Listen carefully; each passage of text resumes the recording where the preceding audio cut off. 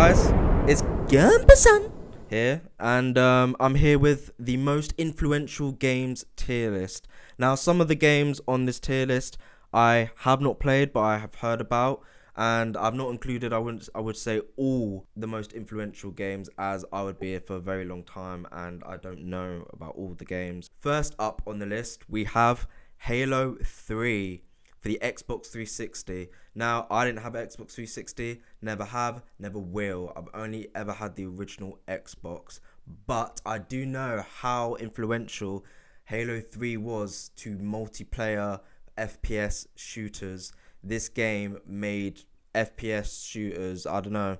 This game really showed that FPS multiplayer, like not competitive I'd say, but just having fun, 6v6, 5v5 games is something for the future, and it really cemented that sort of game style in the gaming community and the gaming world. It, combined with the fact that Xbox 360 had party chat, it really did show the power of FPS games, and with the power of Xbox Live Chat, it just made the game a much more enjoyable experience, especially if you had friends, which wasn't really, not have friends obviously, but party chat, it wasn't really a common thing back in them days, only really on Xbox and PC side. I unfortunately had PS3, so you didn't really get a lot of Xbox party chat. So we're going to put Halo 3 at C. A lot of you lot might be surprised why I'm putting it at C, but there's other games on this list that I think were way more influential to the gaming world and the gaming sphere, I guess, as a whole. So second, we have one of my personal favourites, Borderlands 2. It's so hard not to be biased with this one, but I gotta put this at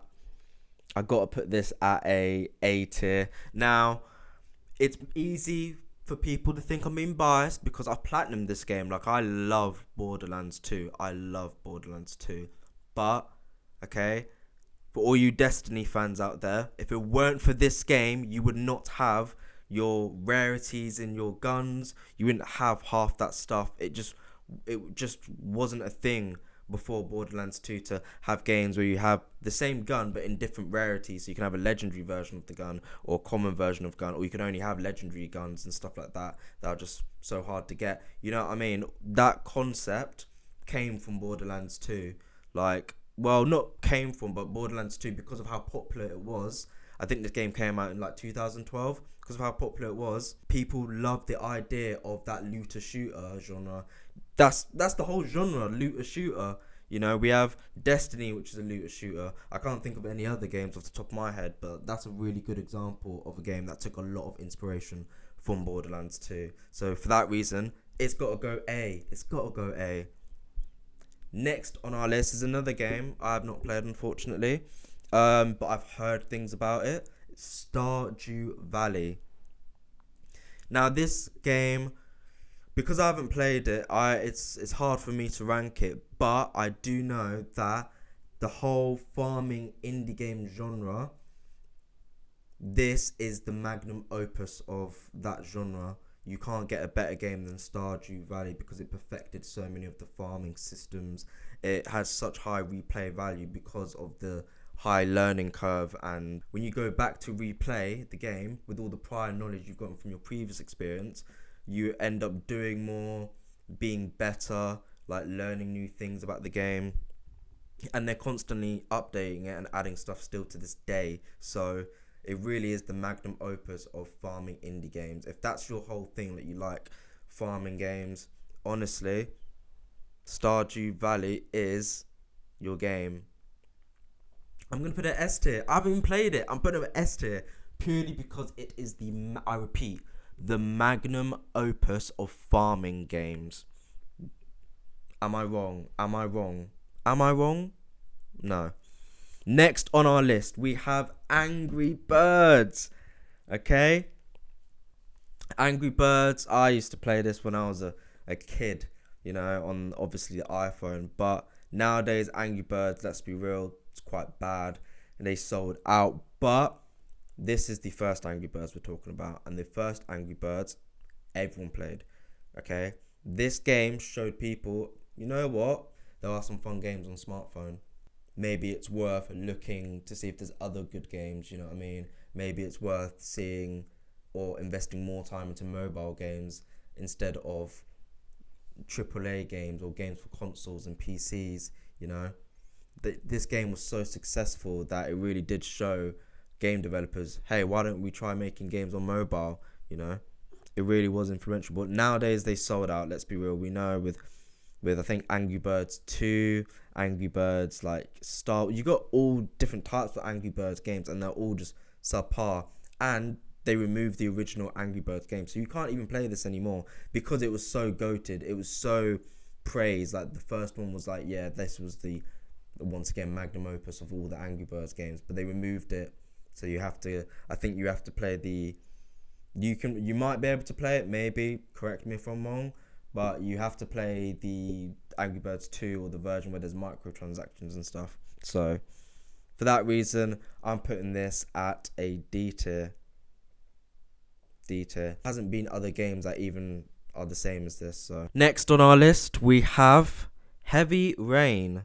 Now I'm gonna put this game at probably an S tier game. Now you're probably thinking, okay, 2 games in S tier that I haven't played, but it's because I know the impact they have. You know what? I might actually have to put Stardew Valley because of the impact. It hasn't left that much of impact in B tier. So honestly, like it just. Yeah, it hasn't left that much of an impact, but it is the magnum opus of farming games. But Heavy Rain, okay, really showed people that these story-driven games are very gripping and very meaningful. You know, they're on par with FPS games or games like Skyrim and or The Last of Us, which obviously The Last of Us came out way after this game. But my point is, this game showed people that them click and point, Walking Dead style, Telltale style games are good. They are a good format in the game media, or that decision making, that lasting impact decision making. Honestly, might have to be S tier because without Heavy Rain, we wouldn't have games like Telltale, The Walking Dead, or The Wolf Among Us, or what's that cyborg game? Like I forgot what that's called, but that's an amazing game. I want to say like Beyond Human, or I don't even remember what the game's called, but it's got Connor in it, the detective, and Marcus. I remember the characters' names, but I don't even remember the game. But we wouldn't have games like that if it weren't for Heavy Rain, because it was so successful. It was so good. The story was so good. It really showed us that games aren't all about action. It's not even all about really gameplay, because the gameplay is very simplistic in these games. So yeah, I think Heavy Rain honestly might have to be S tier, because it really did unlock a whole genre. Next on our list, we have this little game, Fortnite. Ugh. I have such mixed feelings about this game. Okay, because I just can't stand the building in the game. I can't stand it. It ruined the game. Like when people got really cracked and good at building, so they could build a whole tower in 1 second. That's when I logged off the game. I used to play this game in like season 1, 2, 3. I used to play this game actually quite heavily, but my favorite seasons easily were the beginning, the OG days, season 1, 2, and 3. I've still got my John Wick skin from like tier 100, and that's from season 3 of the original game. This game is so influential, okay, because it didn't come out at a time when battle royales was a new thing. It came out at a time when battle royales was kind of an old thing, but the gameplay was so smooth. They perfected it, okay. They had systems like Borderlands, where he had rarity in guns, okay, so that's something that, once again, Borderlands was influential for, but the game was just so fun and so accessible, and it was free as well, okay. They made it so you could get it on mobile, PC, Xbox. There wasn't actually an excuse not to play this game, okay. Like, I actually remember, like, playing games with people that did not play games at all, because that's how accessible of a game it was. Like, people that didn't play games played Fortnite, and quite frankly, some of us could tell when we were in them lobbies and we killed you, because you can aim and you couldn't even see who was shooting you for shit. And another thing, Fortnite was so successful that the developers was able to create a whole gaming platform and purchase Unreal Engine. I'm talking about the Epic Games Store.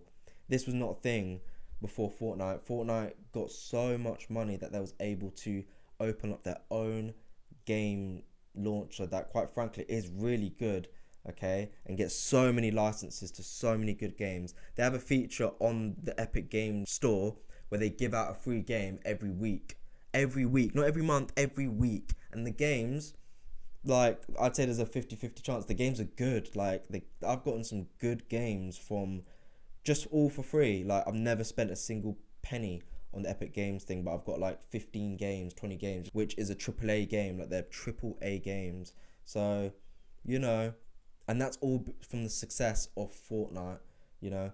Think of all the dances. Think of how many kids like Fortnite. How many people became successful because of Fortnite. You know, it's actually quite an influential game, to the point where, as much as I don't like it, I have to put this at an S tier, you know.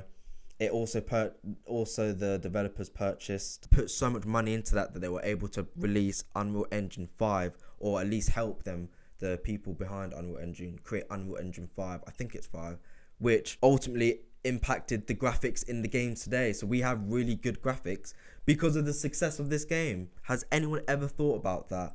Like, correct me if I'm wrong. Honestly, correct me if I'm wrong, but like, Fortnite has done a lot for the gaming community. So we got a lot to thank for. As much as the brain rot, there's a lot of brain rot that comes with Fortnite, admittedly, nowadays as well. It does have its moments. It does have its moments. Next on our list, we have Elder Scrolls 5, Skyrim, Dovahkiin, Dragonborn, Vushvolta.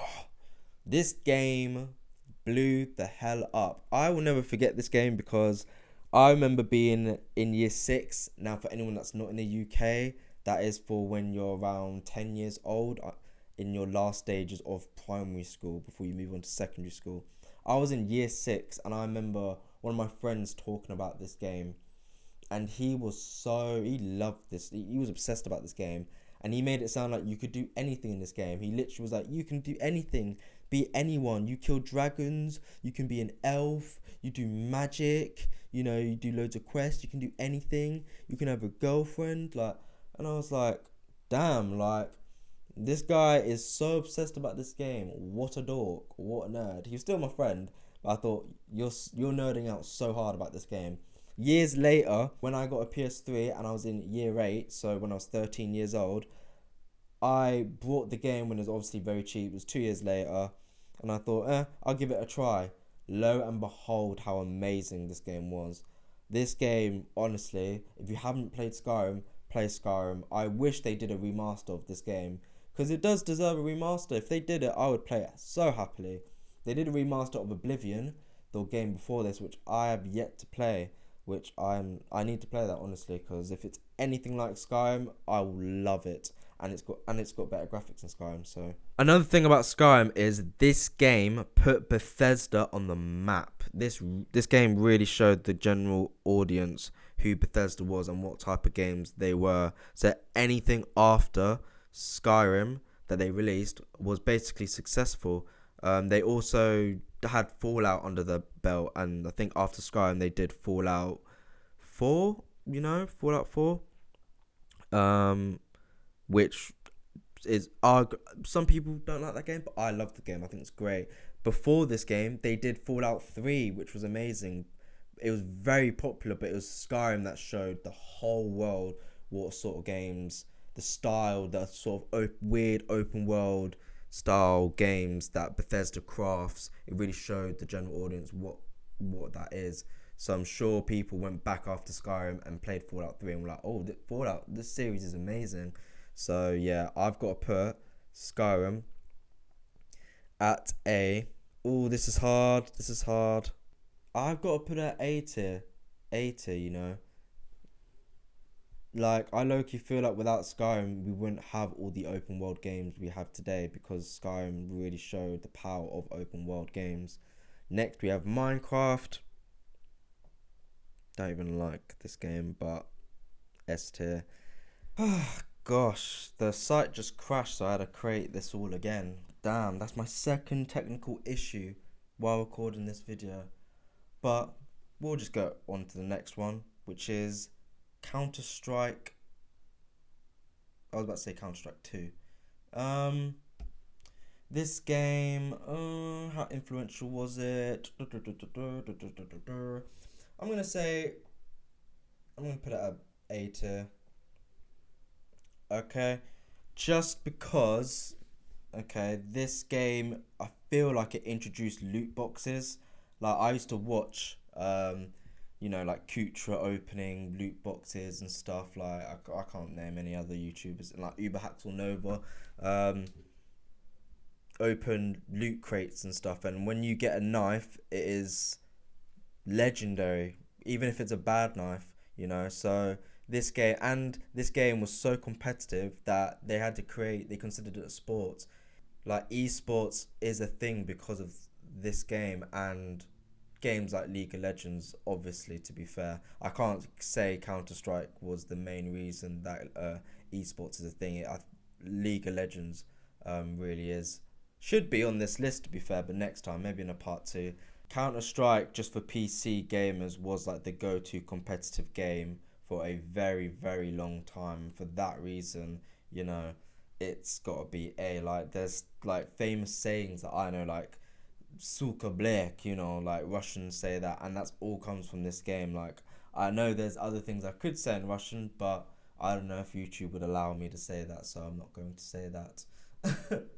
But yeah, it's gonna go at A tier, because even still to this day, people play it like competitively, and love it. So, well, in the form of Counter-Strike 2, but still, it's just so successful. Next on our list, Clash of Clans, we have Cock. Cock can go in B tier, just because this game showed, just like Angry Birds, it showed an entire genre to the mobile games that like loads of games try and copy. Like Battle Beach, for example, is a game that just is a straight rip-off of this game. This game's success really did catapult mobile gaming into like, yeah, this is here to stay. So accessible, it's free to play, people still play it to this day. Everyone's got a Clash of Clans account. I gotta put it at B tier. I gotta put it at C tier, just because it's not that, mate. It's not on par with Dead by Daylight and Stardew Valley. Like, Clash of Clans is good, but influential, it did spawn a whole genre, I must admit. It really did spawn a whole genre, so, but, it's going there, because it's just before B, but just not there, didn't hit it. Now, next on our list, okay, this one is going to come as a surprise for a lot of people. Star Wars Battlefront 2. This game is going in an A tier, okay? Not for its gameplay, but because it was the game that made loot boxes considered gambling, okay? Without this game, I'm sure games like Marvel Rivals, Overwatch had it, and it was good in Overwatch, I admit, but loads of games would still be doing this loot box system, okay? Like, where it's basically like a pay to win. If you got this legendary card or this legendary drop, you could perform better than people that don't have this drop, whereas in games like Counter-Strike, which also has loot boxes, that is purely aesthetic. It's only for the look. It doesn't affect the gun damage, none of that, you know what I mean? Like, this game really did save us, to be honest, because it was so bad in this game that they got sued for it, and it got outed for being gambling, and there's a law now where you can't have it in games because it is gambling, low key, and gambling for kids. Like, it was so bad in this game that it saved us in the future. So I gotta put it at A. I gotta put it at A. Like, big respect for Battlefront 2 for being in some ways so evil that they were forced to be good. You know, they were they. It's like they came out Darth Vader, and we were like, no, no, no, no, no, no, we don't want that.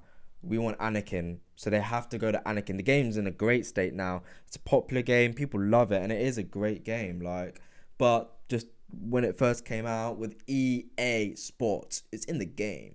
With EA, they are a very greedy company, so they just absolutely tried milking this game when it first came out, and it backfired so hard. They came out like Darth Vader, thinking they were bad men, and we were like, no, it's actually illegal what you're doing. So Anakin, pre-episode 3, okay, thank you.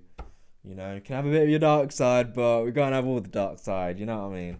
But yeah, it's gotta go in A tier. Now, Among Us, influential wise, I feel like it was the game that really made that whole like being a secret killer against your teammates while you're disguised. I don't know what the game mode's called, but it made that sort of game mode mainstream. Like, that I've seen so many indie games that basically copy this whole premise now, where, you know, you spawn in with your mates, one of you's a killer, you try not to get caught, da da da da da da da. This game made it mainstream, you know, and I'm saying it's influential just because, like, it perfected that genre so well that, like, it's just perfect. Like, it really did perfect that genre. All the games in S tier are games that either perfected or made the genres mainstream, okay? Heavy Rain, some argue might not be a perfect game, especially now because the graphics are a bit outdated, okay? But it made that storytelling genre mainstream. Fortnite, good game, made Battle Royale. Didn't actually make Battle Royales mainstream, magnum opus of Battle Royales. There wasn't a better one. Minecraft, creative games, you know what I mean? Magnum opus. Among Us, okay? Might not be the best game out there. There's probably indie games that are better, have better concepts, but it made it mainstream. It really showed people that these sort of games are fun, okay? Next on our list, got Resident Evil 4. Not the remake, the original. I just got the remake photo in there. I'm putting this game, okay? This isn't a what game is better tier list. This game is what game is the most influential, okay? Now, for influence, Resident Evil 4, like, I can't think of games that, like, it really influenced, if I'm being honest. So it's got to go D tier. It is a great game, don't get it twisted, but it just didn't influence a lot of other games. It's not really a genre that, like, got mainstream. Like, that whole over the shoulder, standing still, like, really and truly, I feel like it's just Resident Evil that does that, like, sort of style over the shoulder, like, you stop when you aim, like, and there's a laser, like, do you know what I mean? There's not a crosshair. Another thing about this game, that crosshair system, I loved it. Like, I that is a great way to aim, but it's just not influential.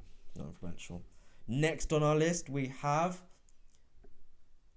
Batman Arkham Asylum, RIP.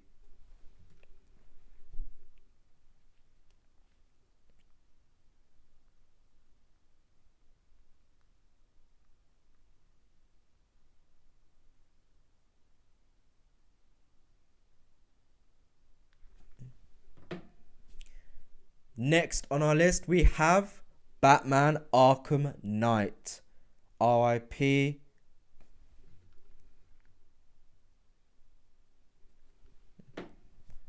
R.I.P. Kevin Conroy. I just had to add that in there, honestly, because when I think of Batman, he is the voice.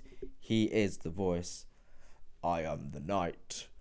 I am vengeance. I am Batman. You know, he perfected the voice. But anyway, it's not about Kevin Conroy Glaze. It is about Batman Arkham Asylum Glaze. Although all the games in the series are great, including Batman Arkham Origins. Like every single game in this series is really good, and I recommend you play them all because they're generally not sleepers. Batman Arkham Origins is a sleeper, but they're all great games. It's a great franchise. Batman Arkham Asylum showed the world what a superhero game could be, okay? Before this game, we had games like Iron Man and Thor and Superman 64. You know, we didn't have a lot of great superhero games. The only ones we had were Spider-Man, like Spider-Man 2, before this time. This game, because it's Batman, they chose such a great protagonist, a great story, and it was original story as well. It was just so good.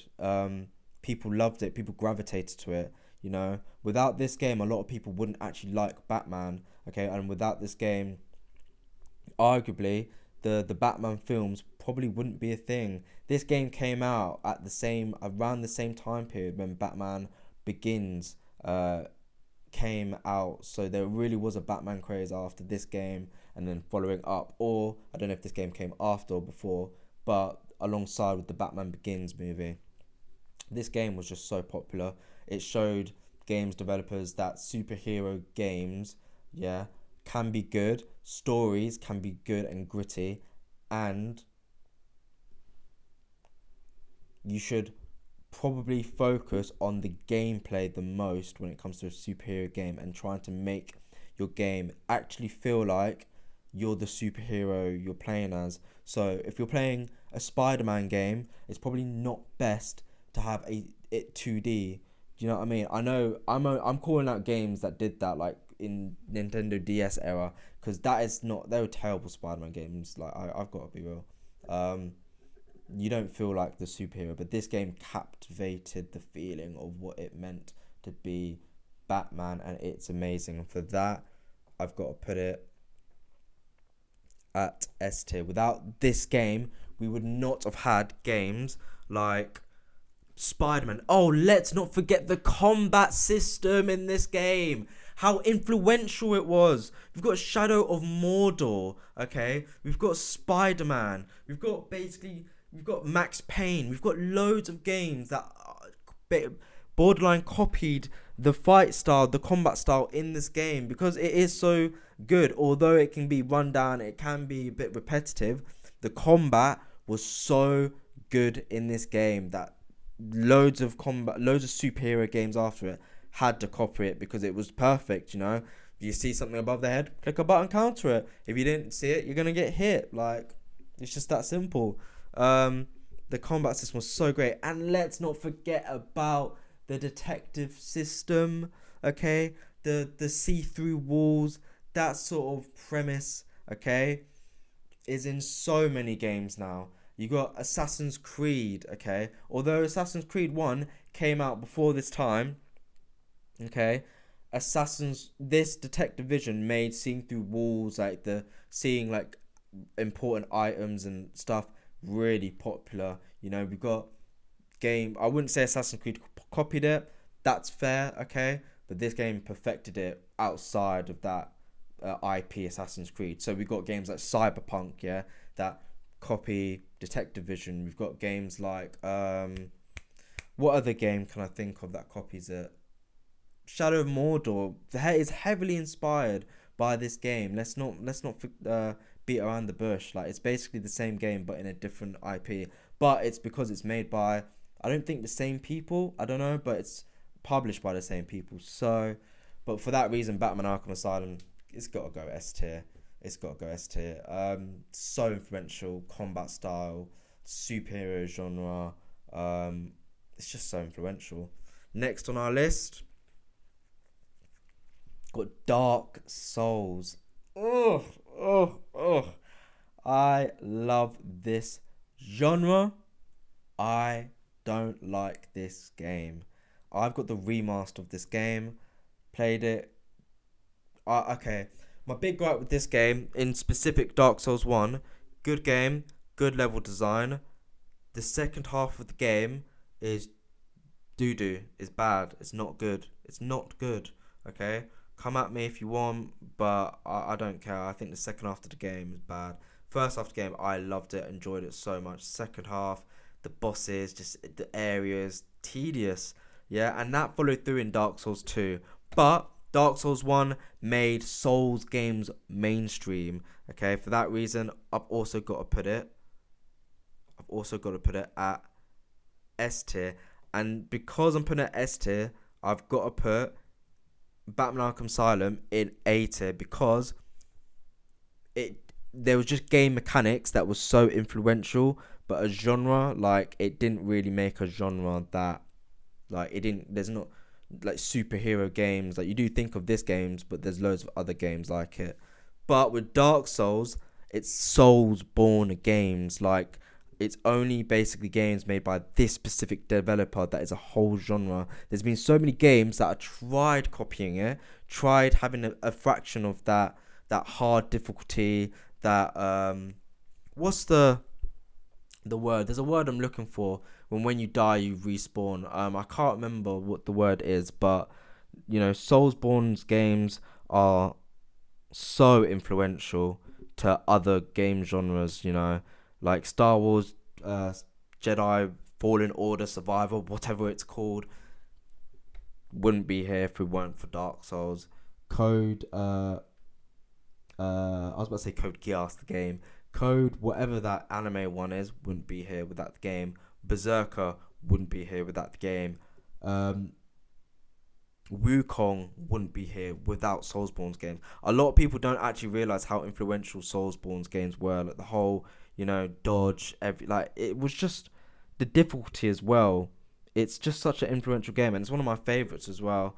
Anytime a Souls like games comes out, it's basically instantly successful because they're so fun to play. If you do it right, it can be so fun to play, so good, just great as a game, like amazing. Like Lies of P, another game that took so much influence from the Soulsborne genre that started from Dark Souls. Okay, I don't forget that Demon Souls came before it, but Dark Souls made it mainstream. Okay, I started on Dark Souls 2. Okay, but Dark Souls 1 made it mainstream. I remember being a kid and watching so many YouTubers react to how hard this game was. And this game kind of looked like what a dark fantasy is. When you think of dark fantasy, you kind of think of Dark Souls, Berserk, that sort of gritty, you know what I mean, going against odds, you know what I mean, just that horrible world to live in, but it's a fantasy to live in. Dark Souls. For that, S tier.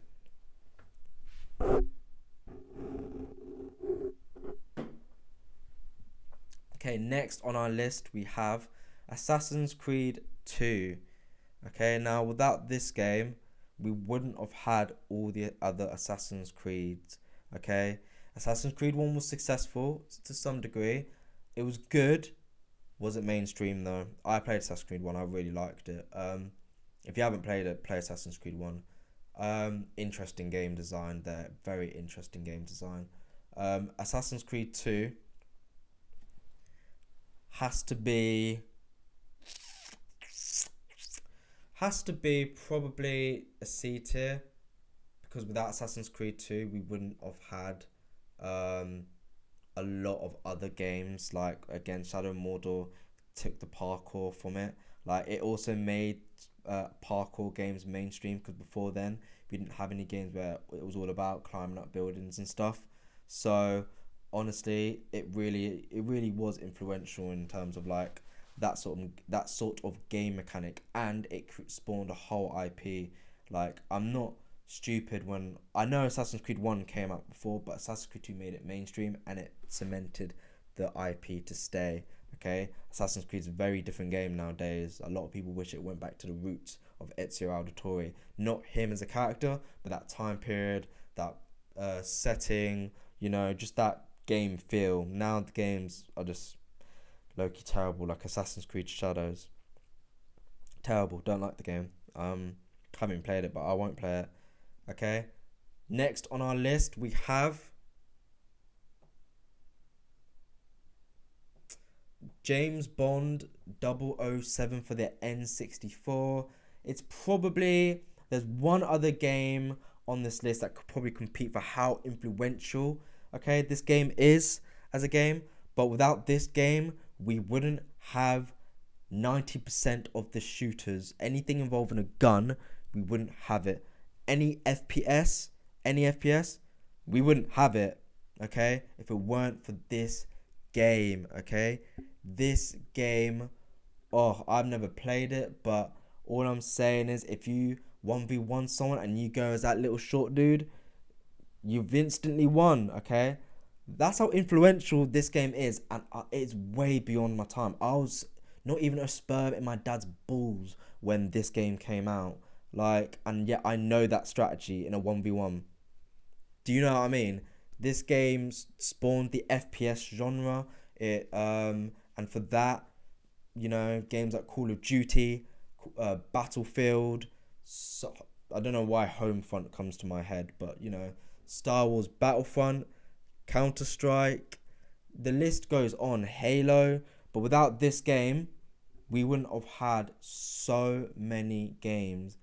I could say this is the grandfather of FPSs, but this is the great grandfather of FPSs, and it honestly does deserve the highest respect for making FPSs for a genre and the influence it had for the decades to come. Like, I haven't played this game, but I'm so thankful for the game because of great games like Call of Duty, like Halo, like Battlefield. Any shooter needs its respects to James Bond 007. It's an amazing game, so influential. Next, we have World at War, okay? Now, some may argue Call of Duty Modern Warfare 2 should be on this list. Maybe. It was a very popular game. It was one of the most popular Call of Duties for a very long time. For the 2019 Modern Warfare, I think, took that place. But it introduced a game mode that is still here today, okay? And a game mode that everyone knows, Call of Duty Zombies, okay? This game, without this game, we wouldn't have had the Call of Duty Zombies, which, for anyone that doesn't know what Call of Duty Zombies is a survival. You're just going unlimited rounds against zombies that get progressively harder. But the thing with zombies is each map has an Easter egg, and it has a storyline to. I don't know the storyline, but it is insane. Like, if you could spend hours trying to figure out the storyline and not entirely 100% grasp it, but know that it's a deep and good story. Without this game, we wouldn't have had Black Ops 3 Zombies. We wouldn't have had Black Ops 2 Zombies. We wouldn't have had Transit. Like, we wouldn't have a Black Ops 1 Zombies. Like, there's so many great memories that a lot of gamers have from Call of Duty Zombies that spawned from World at War. I didn't even own World at War because I was just too young at the time. Like, I didn't own World at War. I played it. But that first scene when you're on the beach and the zombies running up to you and they kick you in the head, knock you out. Oh, they used to give me nightmares. I couldn't play zombies when I was younger because that scene was so scary. But without this game, I think, honestly, this game made multiplayer a big thing as well. Like, obviously, Modern Warfare 2 did. But in combination with zombies, I have to put World at War on this list over Modern Warfare 2. And to be honest, I think I've got to put it just after Clash of Clans. And Clash of Clans does not deserve to be before, after Halo 3. It needs to be before. Because, yeah, these three games are not too influential in my opinion. Okay, next on our list, we have Donkey Kong, okay? Donkey Kong, I'm going to have to put at B tier. Now, it's top of the B tier, just under A tier. Okay. Now, I'm very tempted to put Donkey Kong in A tier. Very tempted. Okay. The reason I put Donkey Kong even in this list is because Donkey Kong, the original, introduced Mario as a character, and Mario as a character basically made Nintendo as a company. Okay. So without the success of Donkey Kong, we might have not. Maybe there was a world where the Switch, the Nintendo Wii, Sonic, Mario, Animal Crossing, all them games would not have been a thing if it weren't from the success from Donkey Kong, introducing Donkey Kong as a character, but mainly Mario, who is arguably the mascot of Nintendo, to the world. So for that, I've got to put it at B tier. Generally so influential. Next on our list, we have Grand Theft Auto 5.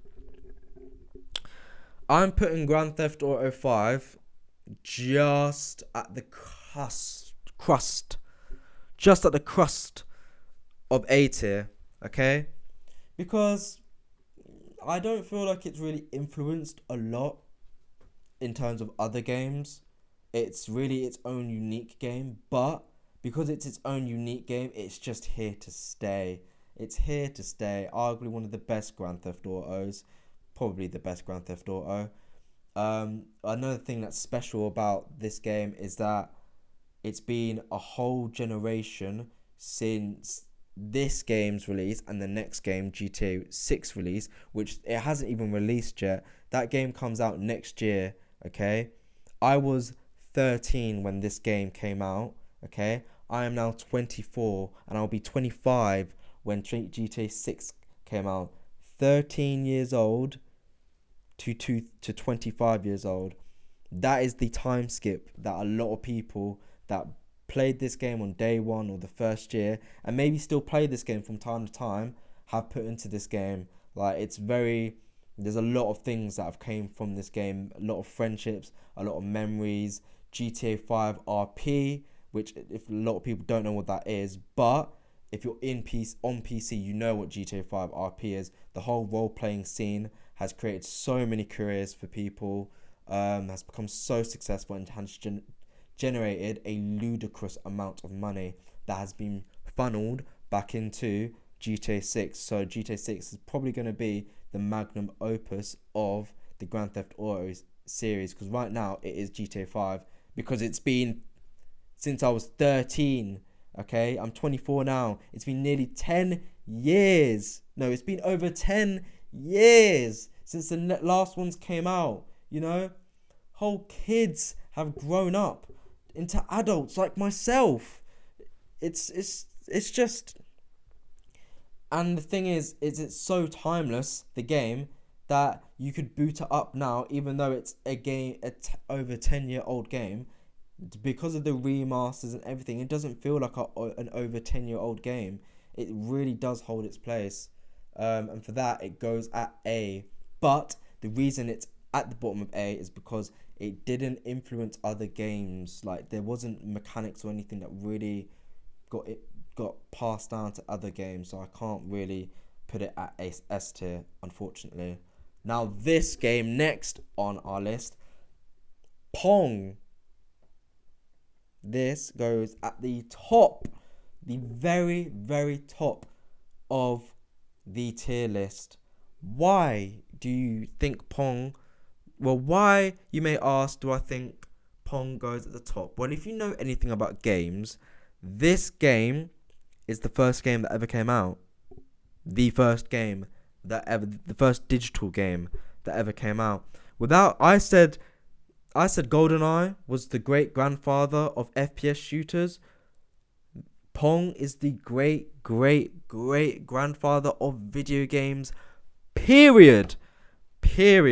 Without this game, we wouldn't have had any games, okay? Well, we would have had games eventually, probably, but Without this game, we wouldn't have had games. This was the first game that came out.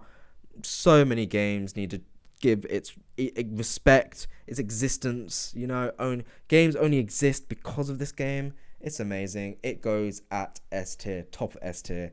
Okay. Next on the list we have Five Nights at Freddy's. This game spawned in a whole IP, whole genre. Is it influential though? I don't know. The thing is it's become so popular that there's loads of toys. It's got cross references and culture and different games. It's arguably an S tier game, okay? But mechanics wise, there is nothing mechanical that has transferred over to other games. And you know what? It might has to go at the crust of A tier. Okay, actually I'm gonna put it at B tier. Yeah, B tier. B tier. It's going on just at the crust of B tier. Okay, just above Assassin's Creed 2. Assassin's Creed 2 is popular, but you don't see toys and stuff like that. Occasionally you might see a little Ezio Pop Funko or something. They're rare, by the way. But you don't really see a lot of Assassin's Creed merchandise, movies, stuff like that. Five Nights at Freddy's, you see so many spin-off games. You see so much merchandise. Kids are obsessed with it. It spawned in the whole genre of Five Nights at Freddy's. There's games that are not even like this original Five Nights at Freddy's, but are in the same IP, just doing different game styles. So, it did spawn in a lot of stuff. And finally, on our list, we have Garry's Mod. Garry's Mod, influential-wise, okay, I would have to say Garry's Mod is very influential. Okay, due to the fact, I'm putting it at B, due to the fact that there was a lot of content created from this game in the 2000, let's say 10 to 2016 era of YouTube, that sort of time frame. Garry's Mod was very, very, very popular, and there was nearly a limitless amount of things you could do, content-wise and just game-wise on this game. And still to this day, it's very popular. This game came out over a decade ago. I think nearly 15 years ago this game came out, and it's still popular to this game. It's here to stay.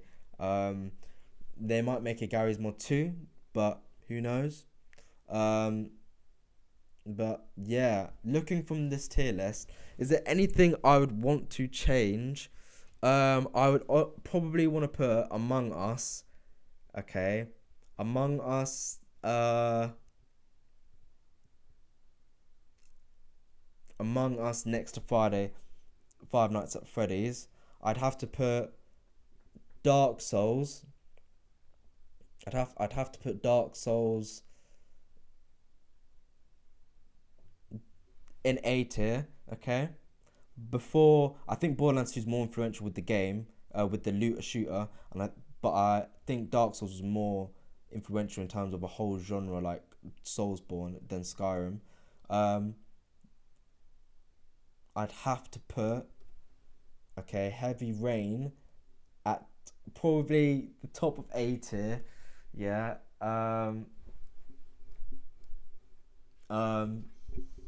Just because it spawned in the whole genre. And then I'd have to put, I feel like Resident Evil deserves some love, but it really is not an influential game. Like, it is not an influential game. Minecraft is a very influential game. Like, everyone knows what Minecraft is. That's how influential it is. Do you know what I mean? So, and like, if you know what the game is, it's quite out, and you're not a gamer, that just show you how influential a game is. But I'm liking the look of that. I'm liking the look of that. Yeah. This has been my tier list. I know there's probably some debatable games on here, but if you have any disagreements, or you agree with me, comment down. I will gladly discuss But yeah, guys, this has been my tier list video, most influential games tier list. If you disagree or agree with any of my choices, please comment down below why you disagree, why you agree. If there's any games you think should be on here or shouldn't be on here, let me know. And if you liked the video, give it a like. If you liked the whole give me a subscribe.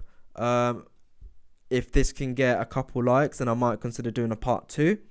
But yeah, it's been your boy Gampersan, and we're out. Adios.